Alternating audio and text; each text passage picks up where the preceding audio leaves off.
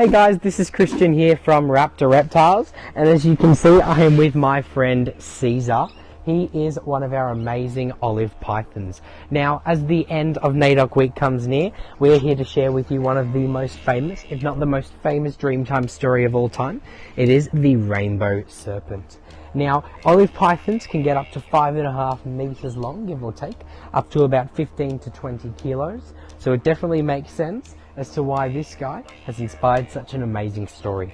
Now, the specific story that we're going to be telling is from the Eora Nation, so the Sydney people, and the name of the Rainbow Serpent from the Sydney people is Kini-hi-hi.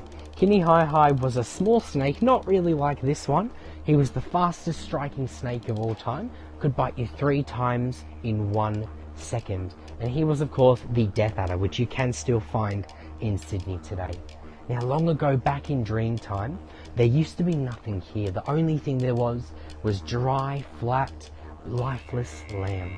And out from Mother Earth, from the ground, came Kini-hi-hi. And Kini-hi-hi went across the land, across Sydney, and the Rainbow Serpents went all over Australia, creating all the land we see today. The landmarks that we can see, some of the most notable, is the 3 Sisters, created by the resting place of Kini-hi-hi.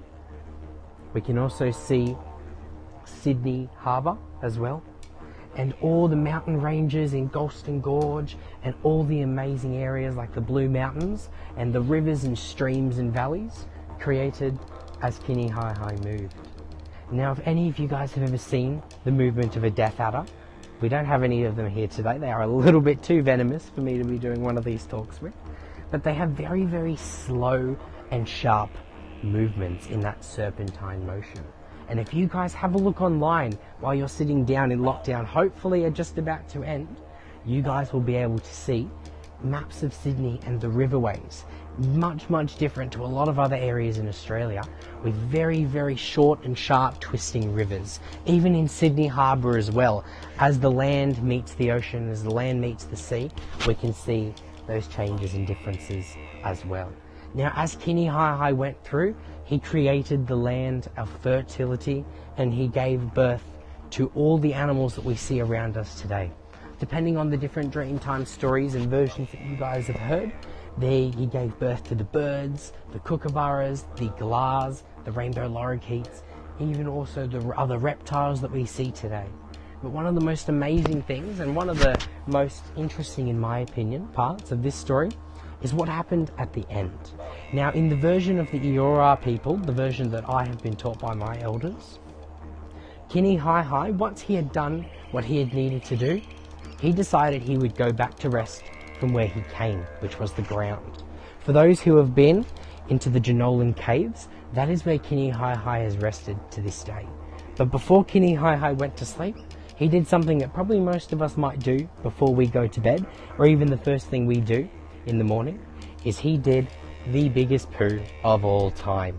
Now, that poo is something very, very special, which some of you guys might have at home. That Rainbow Serpent's poo turned into a rainbow gem, which some of you guys, and in English, we know as the Australian opal. So for those people at home who have opals in their drawers on their jewellery, you guys might have purchased the most expensive poo to ever exist. Now, for at home who enjoyed these stories, we'd like to thank you again for all of your support this week, for all of your feedback. And if you guys want to leave your stories and your suggestions in the comment section below, we'd absolutely love to hear what you guys have thought of this week. And from me and Caesar here, and in association with Code K, we'd like to say thank you to you guys for all watching at home.